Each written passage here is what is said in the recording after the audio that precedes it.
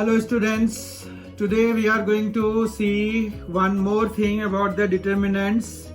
Actually we are going to see its most important application due to which this was discovered, determinants were discovered due to which that is applications of determinants and matrices in solving simultaneous system of linear equations. Actually linear equations को solve करने के लिए ही determinants की discovery हुई थी, actually matrices की discovery हुई थी, देन फिर डिटर्मिनेंट्स की डिस्कवरी हुई उसको इक्वेशंस को सॉल्व, सिस्टम ऑफ इक्वेशंस को सॉल्व करने के लिए। तो हमारे पास जो सिस्टम अगर इक्वेशंस, लीनियर इक्वेशंस के सिस्टम अगर दिए हुए हैं तो हमारे पास दो तरह के सिस्टम्स हो सकते हैं। एक कंसिस्टेंट सिस्टम, कंसिस्टेंट सिस्टम में का मतलब क्या हुआ, मतलब ये हुआ कि जिसका की कोई सॉल्यूशन होगा, having some solution. Having some solution का क्या मतलब है कि उसका या तो यूनिक सॉल्यूशन हो या फिर इनफाइनाइटली मेनी सॉल्यूशन हो, यूनिक हो या इनफाइनाइटली मेनी सॉल्यूशंस हो। ये दोनों ही केसेस में इसको हम क्या कहते हैं, इसको हम कहते हैं कंसिस्टेंट सॉल्यूशन। ठीक है, मतलब हैविंग सम सॉल्यूशन यूनिक हो जाए या फिर इनफिनिटली मेनी सॉल्यूशंस हो जाए, पर हमारे सिलेबस में सिर्फ यूनिक सॉल्यूशन वाले केसेस ही हमें लेना है। पर चूंकि हमें सिस्टम की जानकारी चाहिए तो उसके लिए हमें सारी चीजें देखनी होगी कि कब हम कंसिस्टेंट सिस्टम कहेंगे किसी को, कब हम इनकंसिस्टेंट सिस्टम कहेंगे। इनकंसिस्टेंट, अब इसका यही मतलब हो गया कि एक केस यहाँ पर बचा हुआ है, वो केस है जबकि नो सॉल्यूशन हो। तो अगर कोई सिस्टम ऐसा है जिसका कि कोई सॉल्यूशन नहीं है तो हम उसको इनकंसिस्टेंट सिस्टम कहेंगे। ठीक है बात। तो इनकंसिस्टेंट सिस्टम क्या हुआ हमारे पास, जिसका कि कोई सॉल्यूशन नहीं है, तो इनकंसिस्टेंट सिस्टम कहलाता है। अब solution of system of linear equations using inverse of a matrix, actually ये कैसे शुरू होता है। तो हमारे पास मान रखिए कि एक सिस्टम ऑफ इक्वेशंस हम ले लेते हैं, a1x plus b1y plus c1z is equal to d1। ठीक है, फिर हमने a2x plus b2y plus c2z is equal to d2 ले लिया, a3x plus b3y plus c3z is equal to d3 ले लिया।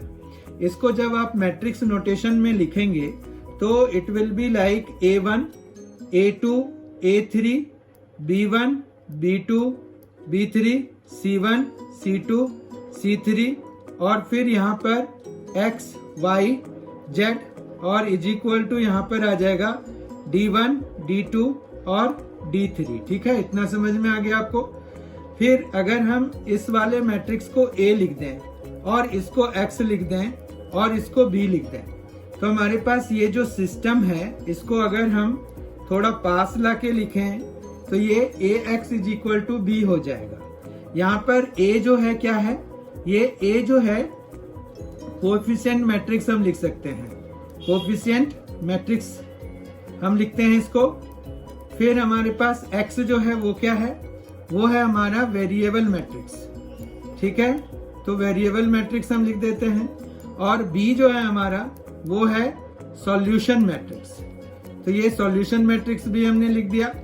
तो अब हमारे पास यहाँ पर a जो है कोएफिशिएंट मैट्रिक्स है, जो कि कोएफिशिएंट से हमने एक मैट्रिक्स में कन्वर्ट किया हुआ है। x हमारे पास वेरिएबल मैट्रिक्स है, जो कि जितने भी वेरिएबल होंगे, अभी हमारे पास 3 वेरिएबल्स हैं और मैक्सिमम एट द मोस्ट हमारे सिलेबस में 3 भी हैं, 3 ही हैं, पर ऐसा भी हो सकता है कि ये हमें 4, 5 के लिए भी सॉल्व करने के लिए मतलब यूज कर सकते हैं, पर हमारे सिलेबस में अप टू 3 है, मतलब 2 या 3 में से ही कोई आएगा। दूसरी बात अभी मैंने बताया आपको कि we will be confining ourselves only to the unique solutions cases only, है ना। तो यूनिक सॉल्यूशन वाले ही हमें पूछे जाएंगे। तो ये 2 चीजें हैं हमारे पास कि सिलेबस के हिसाब से अकॉर्डिंगली चलेंगे अगर, तो हमारे पास ये है कि अप टू 3 ऑर्डर वाला ही बनेगा, मतलब 3 वेरिएबल्स वाले बनेंगे और यूनिक सॉल्यूशन वाले ही बनेंगे। हमें इन्फिनिटली मेनी सॉल्यूशंस और वो सब पूछेंगे नहीं। ठीक है, तो x is equal to b हो गया। फिर अगर हम प्री मल्टीप्लाइंग बोथ साइड्स कर दें, प्री मल्टीप्लाइंग बोथ साइड्स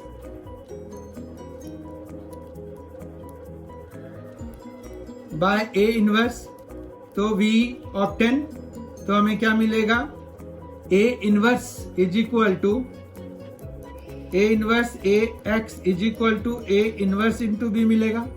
ठीक है, दोनों साइड हमने प्री मल्टीप्लाई करा है। प्री मल्टीप्लीकेशन का मतलब है multiplying from the left hand side.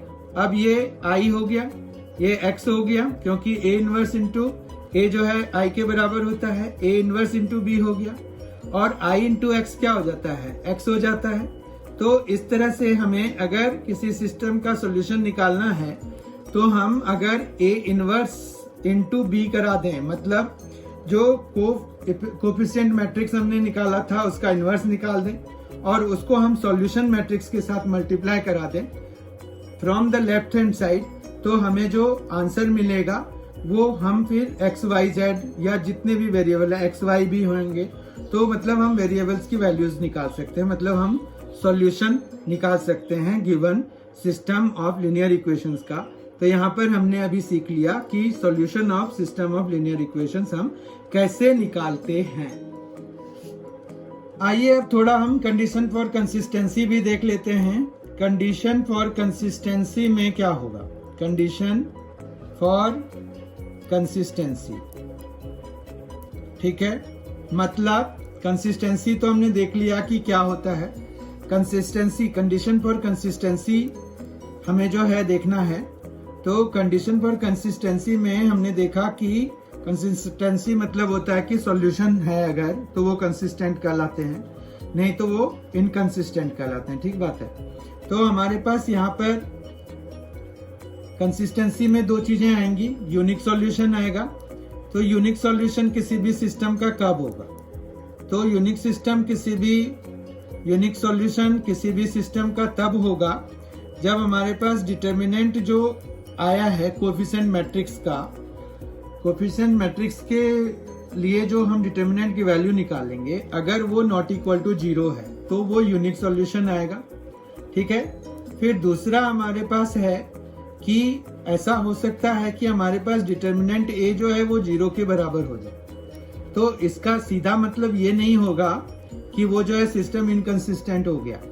फिर हमें जो है यहाँ पर एडजॉइंट A इंटू B निकालना पड़ेगा। ठीक है, एडजॉइंट A इंटू B अगर इक्वल टू 0 हो गया, ठीक है, तो इसका मतलब है कि इसके दो केसेस हो गए कि वो सॉल्यूशन हो भी सकता है और नहीं भी हो सकता है। ठीक है, मतलब कंसिस्टेंट भी हो सकता है ये और इनकंसिस्टेंट भी हो सकता है, दोनों ही हो सकता है। इनकंसिस्टेंट भी हो सकता है या कंसिस्टेंट भी हो सकता है। कब, जब आपके पास एडजॉइंट A इंटू B जो है इक्वल टू 0 हो जाए। पर अगर एडजॉइंट A इंटू B जो है वो नॉट इक्वल टू 0 है, तब फिर इसका मतलब है कि ये नो सॉल्यूशन होगा। नो सॉल्यूशन का हमने अभी देखा था कि इसका मतलब क्या हो गया कि सिस्टम जो है वो सिस्टम इज इनकंसिस्टेंट। ठीक है, तो हमारे पास यहाँ पर यूनिक सॉल्यूशन के लिए क्या केस हो गया, जब डिटर्मिनेंट की वैल्यू नॉट इक्वल टू 0, मतलब हमारे पास जो कोएफिशिएंट मैट्रिक्स है, कोएफिशिएंट मैट्रिक्स हमारा नॉन सिंगुलर होना चाहिए। ठीक है, नॉन सिंगुलर ही होता था ना वो, कि नॉन सिंगुलर अगर हो गया तो वो जो है उसका इनवर्स एग्जिस्ट करता है और फिर हम उसका निकाल सकते हैं। और जब अगर वो इक्वल टू 0 हो गया तो भी हम डायरेक्टली नहीं कह सकते कि वो इनकंसिस्टेंट हो गया या क्या, उसके लिए हमें फिर से फर्दर एडजॉइंट A निकालना पड़ेगा, उसको B के साथ मल्टीप्लाई कराना पड़ेगा। अगर वो 0 हो गया तो ये फिर यहाँ पर भी कंफ्यूजन है, कंसिस्टेंट और इनकंसिस्टेंट दोनों में से कोई भी हो सकता है। तो उसमें हम क्या करते हैं, कोई भी एक वेरिएबल चूज कर लेते हैं, उसको K लिख देते हैं। तो वो खैर हमारे पास सिलेबस में है नहीं, तो हमें उतना डेप्थ में जाने की जरूरत नहीं है। ठीक है, अब यहाँ पर से ये क्लियर कट पता चल जाता है कि सिस्टम इनकंसिस्टेंट है। कब, जब adjoint A into B not equal to 0 हो जाता है। तो इस तरह से हमने कंडीशन फॉर कंसिस्टेंसी भी देख लिया कि कब किसी भी सिस्टम का जो गिवन है उसका सॉल्यूशन होगा और कब नहीं होगा। ठीक है, अब हम इन्हीं कंसेप्ट्स को और थोड़ा फर्दर सॉलिडिफाई करने के लिए कुछ सॉल्व एग्जाम्पल देखते हैं। फर्स्ट क्वेश्चन हम देखते हैं, solve the following system of equations using matrix method. Equation का सिस्टम दिया हुआ है हमें 5x + 2y = 4, 7x + 3y = 5। ठीक है, तो हम इसको पहले उस फॉर्म में लिखेंगे ax = b के फॉर्म में। तो हमारे पास यहाँ पर सीधा सीधा क्या आएगा, a = क्या आ जाएगा 5, 7, 2, 3। ठीक है, तो हम सबसे पहले डिटर्मिनेंट निकाल के देखते हैं कि इसका सॉल्यूशन किस तरह का होगा। तो ये जब हम निकालते हैं तो 5, 7, 2, 3, तो ये आ जाएगा 15 - 14। तो ये आ गया हमारे पास 1 जो कि नॉट इक्वल टू 0 है। तो therefore system has unique solution. System has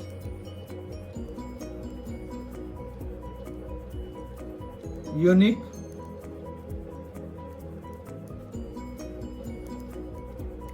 solution. ठीक है, तो सिस्टम का यूनिक सॉल्यूशन है हमारे पास। अब हम अगर इसको ax = b, वेर यहाँ पर जो है x = क्या है, xy है, और b = क्या है 4, 5 है। ठीक है, तो हम जो है x = क्या लिखेंगे, a इनवर्स इंटू b लिखेंगे।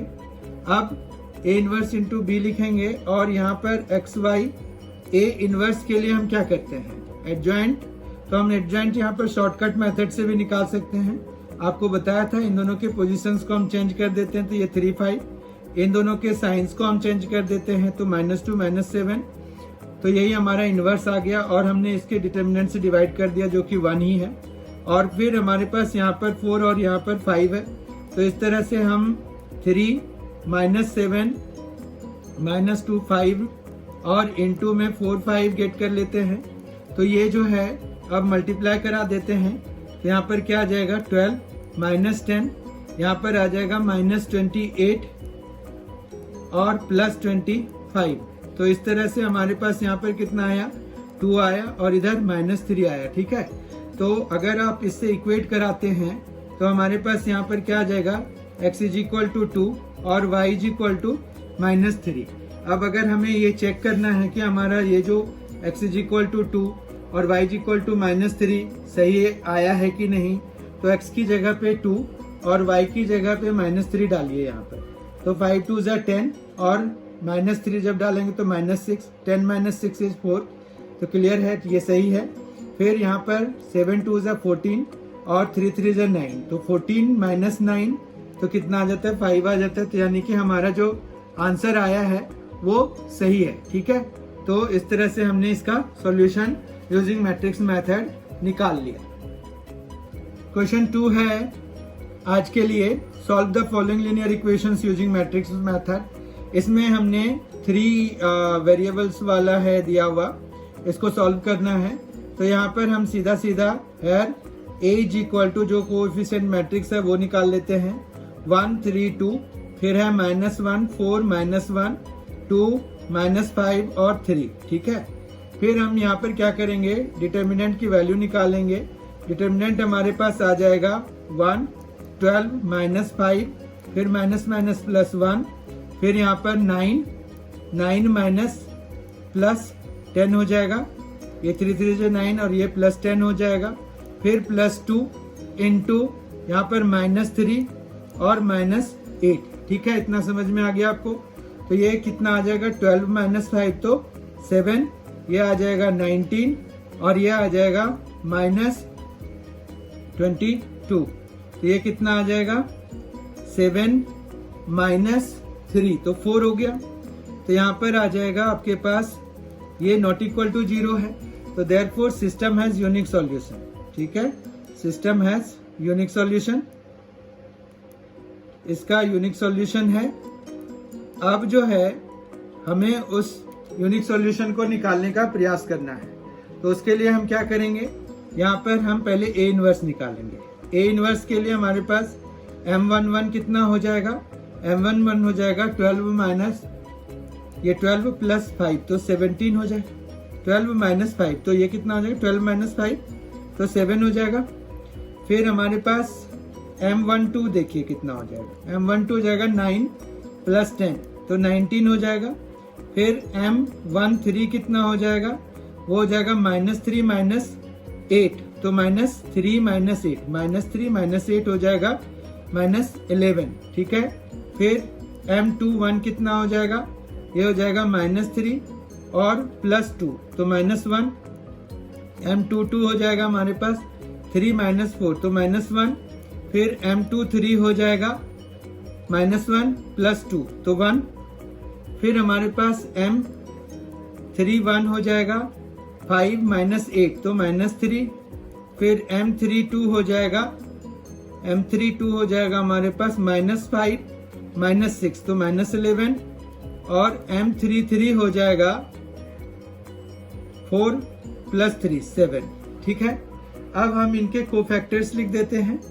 कोफैक्टर्स जो होगा वो आपको पता है कि अगर इनके सबस्क्रिप्ट में जो नंबर है उनके डिजिट्स का सम इवन है तो हमें माइनर के बराबर आ जाएगा, और अगर उनका सम ऑड है तो माइनर का साइन चेंज करना पड़ता है। तो हमारे पास ये A11 तो 7 ही आ जाएगा, जबकि A12 -19 आ जाएगा, A13 जो है -11 आ जाएगा, A21 जो है 1 आ जाएगा, A22 जो है वो -1 ही रहेगा, A23 जो है -1 हो जाएगा, A31 जो है वो -3 हो जाएगा, A32 जो है वो 11 हो जाएगा, A33 जो है वो हमारा 7 हो जाएगा, ठीक है। अब जो है हम एडजॉइंट लिख सकते हैं इसका और इनवर्स भी लिख सकते हैं। तो A इनवर्स हम लिख देते हैं, वो हो जाएगा 1/4 और फिर यहाँ पर क्या आ जाएगा 7 -19 -11 1 -1 -3 11 और 7 और इनका ट्रांसपोज लेना है। तो ये आ जाएगा 1/4, यहाँ पर आ जाएगा 7 -19 -11 1 -1 और फिर आ जाएगा -3 11 और 7, ठीक है। तो इस तरह से हमने ट्रांसपोज निकाल लिया तो हमारा A इनवर्स पूरा आ गया, ठीक है। Now X is equal to क्या हो जाता है, A इनवर्स इंटू B हो जाता है, implies X Y Z is equal to 1/4, यहाँ पर 7 -19 -11 1 -1 -3 11 7 और फिर यहाँ पर जो B है, B हमारा क्या है 7 है -5 है और 12 है, ठीक है। तो ये हमें क्या मिल जाएगा X Y Z की वैल्यू, तो X Y Z is equal to 1/4, फिर यहाँ पर हम जो है 1/4, फिर यहाँ पर 49, फिर -5, फिर -36, फिर इसी तरह से 19 × 7 133 माइनस, फिर माइनस +5 और फिर प्लस 132 11 × 12 जो है, ठीक है। उसके बाद हमारे पास आ जाएगा -77, फिर +5 और +84, ठीक है। तो ये आ जाएगा 1/4, यहाँ पर आ जाएगा 49 -5 -36, तो ये कितना हो गया, ये हो जाएगा 8। फिर ये आ जाएगा आपका 32 है माइनस, तो ये 4 ही आ गया। फिर ये आ जाएगा आपका 84, तो ये 12 आ गया, ठीक है। इस तरह से अगर हम देखें तो ये आ रहा है 2 1 और 3। तो इसका मतलब ये हुआ कि हमें x की वैल्यू कितनी आ गई है, x is equal to 2, y is equal to 1 और z इज इक्वल टू 3, ठीक है। तो हम इसको चेक कर सकते हैं वैल्यूज लगा के, 2 1 और 3 हमें वैल्यू अगर लगा दें x y z के लिए तो हमारे पास यहाँ पर क्या आ जाएगा 2 -1 तो 3 हो गया, 3 प्लस यहाँ पर वो 3 + 6 आ रहा है, ये तो 9 हो जाएगा। एक मिनट, यहाँ पर 2 फिर -1 तो 1 हो गया ना, 1 + 6 तो 7 हो गया, सही आ गया हमारा। फिर 3 2 = 6, 6 + 4 10, 10 में फिर 15 अगर माइनस कराएंगे तो -5 आ जाएगा। फिर 2 2 = 4 -1 तो 3 और +9 तो 12 आ गया। तो इस तरह से हमारा x is equal to 2, y is equal to 1 और z इज इक्वल टू 3 इस वाले सिस्टम के लिए सॉल्यूशन हो गया। ठीक है, आज का क्वेश्चन थर्ड है, यूज प्रोडक्ट। हमें जो है प्रोडक्ट निकालना, प्रोडक्ट इसका पहले निकालना है और उसको फिर यूज करना है इसको सिस्टम को सॉल्व करने के लिए। एक्चुअली ऐसे क्वेश्चन में एक खास बात ये होती है कि इनमें से कोई भी जो मैट्रिक्स है, इनमें से कोई भी मैट्रिक्स इसके कोफैक्टर मैट्रिक्स के कोफिशिएंट मैट्रिक्स के बराबर होता है। तो यहाँ पर अगर आप देखिए तो पहला वाला जो मैट्रिक्स है वो इसके कोफिशिएंट मैट्रिक्स के बराबर है। ठीक है, तो हम पहले इनका प्रोडक्ट निकाल लेते हैं। 1 0 3 -1 2 -2 2 -3 4, फिर यहाँ पर जो है -2 9 6 0 2 1 1 -3 -2। जब हम इनको मल्टीप्लाई कराएंगे तो यहाँ पर क्या आएगा, -2 -9 तो -11 +12 तो 1 आ गया। फिर यहाँ पर देखिए 0 -2 +2 तो ये 0 आ गया। फिर यहाँ पर 1 +3 4 -4 तो ये भी 0 हो गया। फिर यहाँ पर 0 18 -18 0, फिर 0 4 -3 1, फिर यहाँ पर 0 -6 +6 0, फिर यहाँ पर -6 -18 और +24 तो -24 +24 ये 0 हो जाएगा। ये 0 -4 +4 ये 0 हो जाएगा। ये 3 +6 9 और -8 तो ये 1 हो गया। ठीक है, तो इस तरह से हम ये देख रहे हैं कि इन दोनों का प्रोडक्ट एक आइडेंटिटी मैट्रिक्स है। इसका मतलब ये हुआ कि 1 0 3 -1 2 -2 2 -3 4 का जो इनवर्स है वो ये दूसरा वाला मैट्रिक्स है। -2 9 6 0 2 1 1 -3 -2 के बराबर है। अब जो गिवन सिस्टम है उसको जब हम लिखेंगे मैट्रिक्स नोटेशन में तो हम यहाँ पर लिखेंगे given system of equations can be written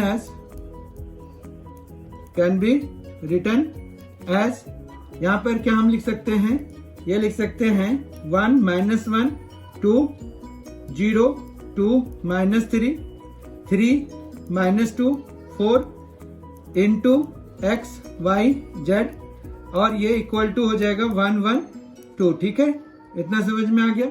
इसका मतलब है कि हम इसको ये भी लिख सकते हैं कि x y z is equal to 1 0 3 -1 2 -2 2 -3 4 का इनवर्स और इनटू में 1 1 2। अब जो हमने इसका ये इनवर्स निकाला है, मतलब वो जो हमें प्रोडक्ट की वजह से आया है वो वाली वैल्यू लिख देते हैं। इसका इनवर्स ये है, देखिए, मतलब इस वाले का इनवर्स जो है हमें निकाला हुआ है तो वो हो गया -2 9 6 0 2 1 1 -3 -2। ठीक है, और इनटू में कराना है 1 1 2। ठीक है, तो हमारे पास यहाँ पर क्या आ जाएगा, जब हम इनको मल्टीप्लाई कराएंगे तो ये आ जाएगा -2 0 और +2। ठीक है, फिर यहाँ पर आ जाएगा 9, फिर +2 -6, फिर यहाँ पर आ जाएगा 6 +1 -4 तो ये आ जाएगा, क्या आ जाएगा 0, फिर यहाँ पर आ जाएगा 11 तो ये 5, फिर यहाँ पर आ जाएगा 3। ठीक है, तो हमारे पास x इज इक्वल टू 0 हो गया। Therefore x is equal to 0, y is equal to 5 and z is equal to 3। ठीक है, इसको वेरीफाई करने के लिए हम 0 5 और 3 x y z की जगह पे डाल देते हैं। तो 0 5 तो -5 हो गया और 3 2 जा 6 तो 6 -5 1 हो गया। फिर 2 5 जा 10 10 -9 तो 1, फिर यहाँ पर 3 इंटू 0 तो खत्म ही है, फिर ये -10 और +12 तो 2। तो इस तरह से हमारे पास x is equal to 0, y is equal to 5 and z is equal to 3 इस वाले सिस्टम का इक्वेशन सिस्टम ऑफ इक्वेशंस का सॉल्यूशन है। I hope you have enjoyed this session. Thanks for being with us.